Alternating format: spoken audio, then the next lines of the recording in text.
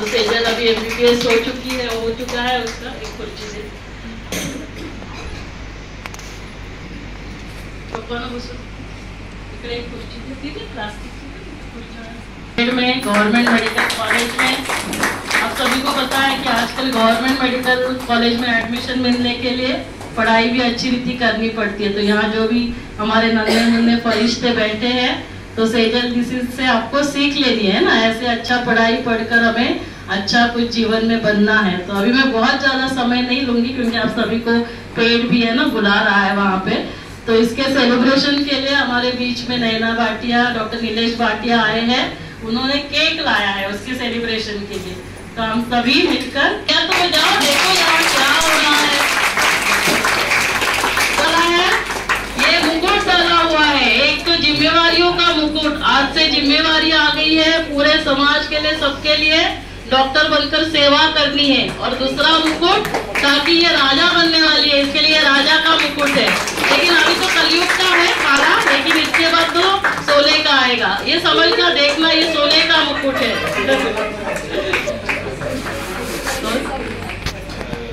अच्छा हाँ, अच्छा, तो हमारे बीच में वर्षा ठाकुर जी और अर्चना ठाकुर जी आए हैं, मैं उनको भी बुलाना चाहूंगी। मंदार पुरोहित आए हैं, उनको भी मैं बुलाना चाहूंगी। आइए आइए, जोरदार तालियों से स्वागत करेंगे।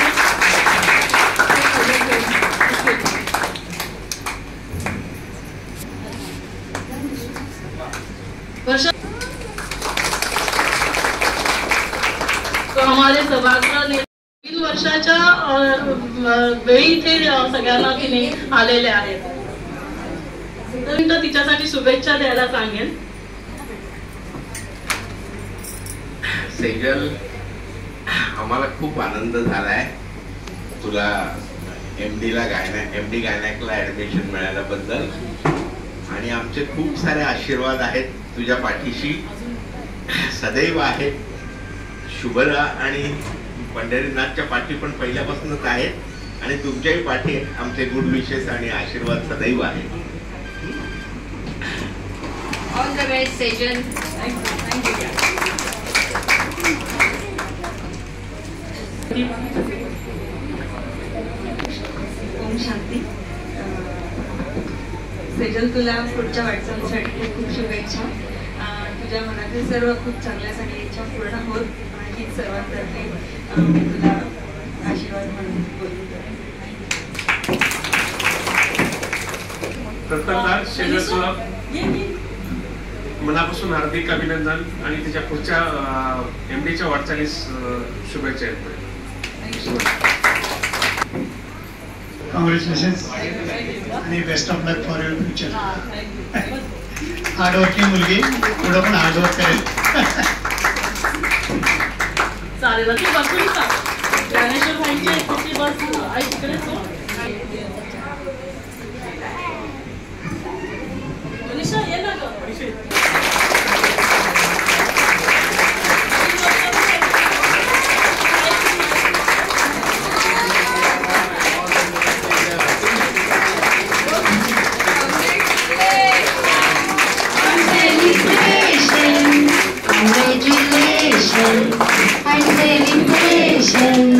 Congratulations.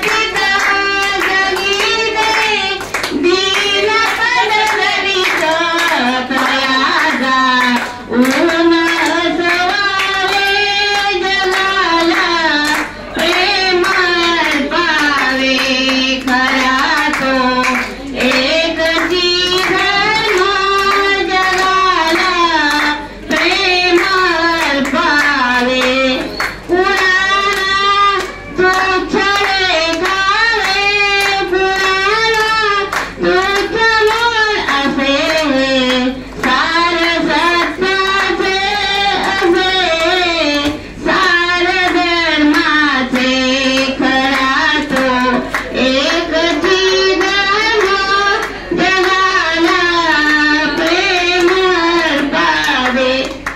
आपण सर्वजण या ठिकाणी या प्रेमाच्या निमित्ताने तिथे आलेले आहेत.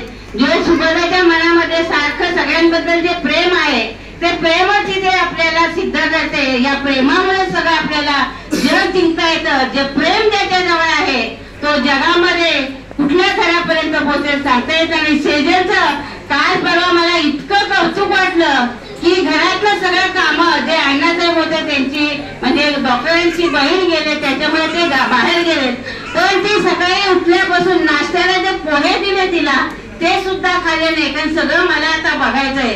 आधी किती मोबाईल बघणार, आधी काय राहिले, अजून काय राहिले.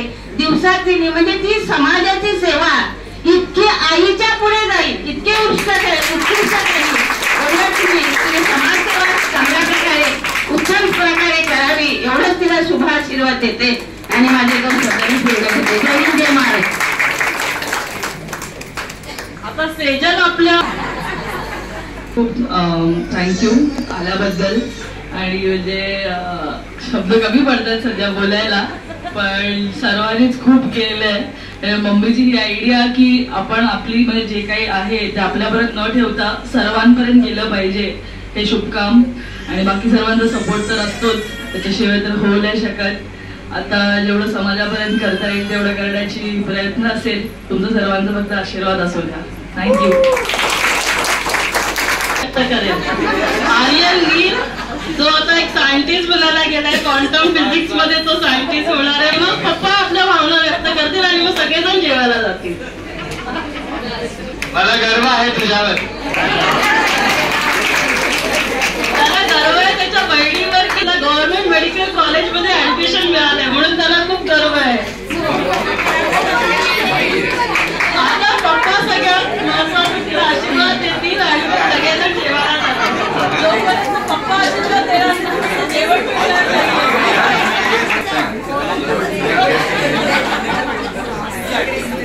मेडिटेशन मी करवलं कारण आपल्याला सगळ्यांना ही जी बॅटरी आहे ना ती चार्ज करत राहायचं असतं आणि त्या करवलं. अच्छा, म्हणजे डबल बॅटरी चार्ज झाली.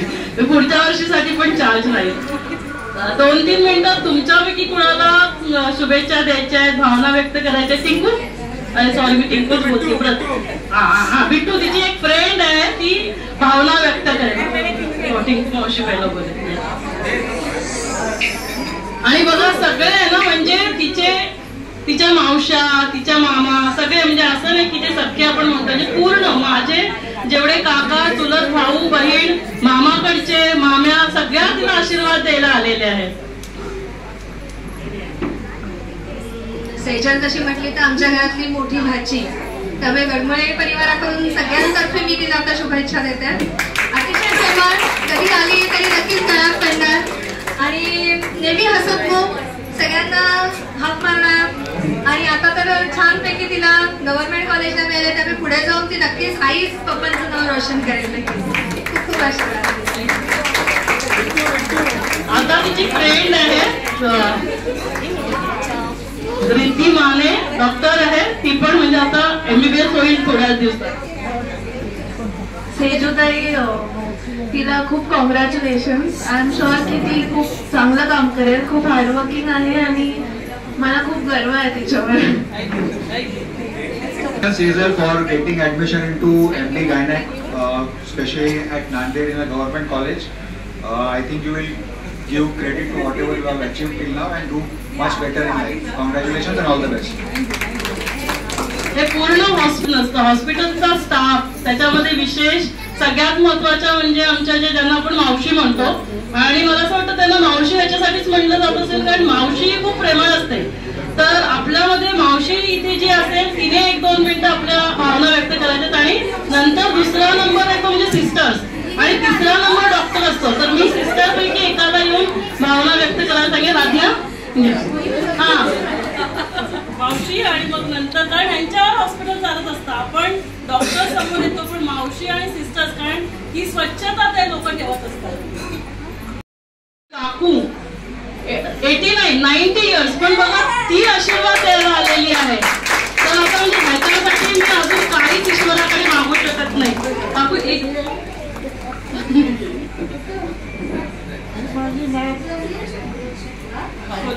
माझी मॅम मोठी डॉक्टर मिळालेली आहे, त्याचा मला खूप आनंद होत आहे. तिला पुढचं आयुष्य चांगलं शिकवतं जावं ही माझी एक दोन.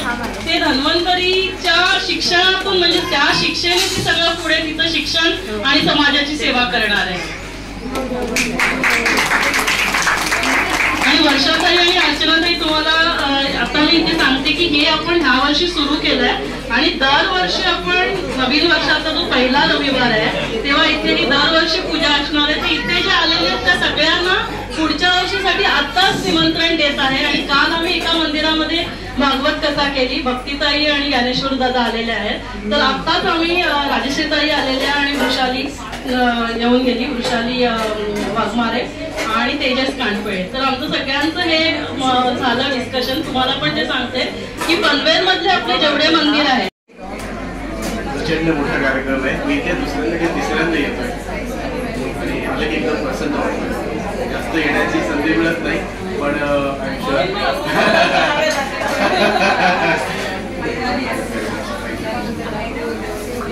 मागच्या वेळेला मॅडमने आम्हाला सांगितलं, सगळ्या जनरल प्रॅक्टिशनर्सना माहिती दिली होती आणि मॅडम एक चांगल्या गायनोकॉलॉजिस्ट आहेत आपल्याला माहितीच आहे. पण आय थिंक की जे आपण समाजाकडनं घेतो we owe that back to the society आणि हे मॅडम चांगल्याच प्रकारे काम करत आहेत.